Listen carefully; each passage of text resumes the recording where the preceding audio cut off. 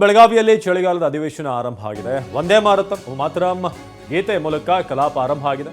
ಸದಸ್ಯರಿಗೆ ಸಂವಿಧಾನದ ಪೀಠಿಕೆ ಬೋಧಿಸಿದಂತ ಸ್ಪೀಕರ್ ಬೆಳಗಾವಿಯ ಸುವರ್ಣಸೌಧದಲ್ಲಿ ವಂದೇ ಮಾತರಂ ಗೀತೆ ಹಾಡುವ ಮೂಲಕ ಜೊತೆಗೆ ಸಂವಿಧಾನದ ಪೀಠಿಕೆಯನ್ನು ಬೋಧಿಸಿದ್ದಾರೆ ಸ್ಪೀಕರ್. ಎಂಎ ಸ್ನಾತಕೋತ್ತರ ಪದವೀಧರರಾಗಿದ್ದ ಶ್ರೀಯುತರು ವೃತ್ತಿಯಲ್ಲಿ ಕೃಷಿಕರಾಗಿದ್ದರು. ವಿವಿಧ ಸಂಘ ಸಂಸ್ಥೆಗಳ ಕಾರ್ಯಚಟುವಟಿಕೆಗಳಲ್ಲಿ ಸಕ್ರಿಯವಾಗಿ ಪಾಲ್ಗೊಳ್ಳುತ್ತಿದ್ದ ಅವರು ತಾಲೂಕು ಬೋರ್ಡ್ ಅಧ್ಯಕ್ಷರಾಗಿ, ತುಂಗಭದ್ರಾ ಅಣೆಕಟ್ಟು ಮಂಡಳಿ ಹಾಗೂ ಹಟ್ಟಿ ಚಿನ್ನದ ಗಣಿ ಅಧ್ಯಕ್ಷರಾಗಿಯೂ ಸೇವೆ ಸಲ್ಲಿಸಿದರು. 1999ರಲ್ಲಿ ಯಲಬುರ್ಗಾ ವಿಧಾನಸಭಾ ಕ್ಷೇತ್ರದಿಂದ 11ನೇ ವಿಧಾನಸಭೆಗೆ ಚುನಾಯಿತರಾಗಿದ್ದರು. ರೈತರ ಸಮಸ್ಯೆಗಳ ಧ್ವನಿಯಾಗಿದ್ದ ಶಿವಶರಣಪ್ಪ ಗೌಡ ಪಾಟೀಲ್ ಅವರು ದಿನಾಂಕ 26/11/2025 ನಿಧನ ಹೊಂದಿರುತ್ತಾರೆ. ಶ್ರೀಮತಿ ಸಾಲುಮರದ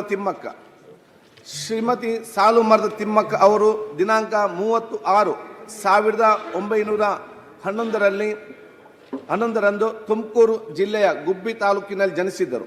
ತಮಗೆ ಮಕ್ಕಳಿಲ್ಲದ ದುಃಖವನ್ನು ಮರೆಯಲು ರಸ್ತೆ ಬದಿಯಲ್ಲಿ ಆಲದ ಮರಗಳನ್ನು ತಮ್ಮ ಅತ್ಯಮೂಲ್ಯ ಆದಾಯವನ್ನೇ ಬಳಸಿ ನಡೆಸಲಾರಂಭಿಸಿದರು. ಸಸಿಗಳಿಗೆ ನೀರುಣಿಸಲು ಬಿಂದಿಗೆ ಕೊಳಗಳಲ್ಲಿ ನೀರನ್ನು 4 ಕಿಲೋಮೀಟರ್ ದೂರದಿಂದ ತರುತ್ತಿದ್ದರು. ಕುಂದೂರು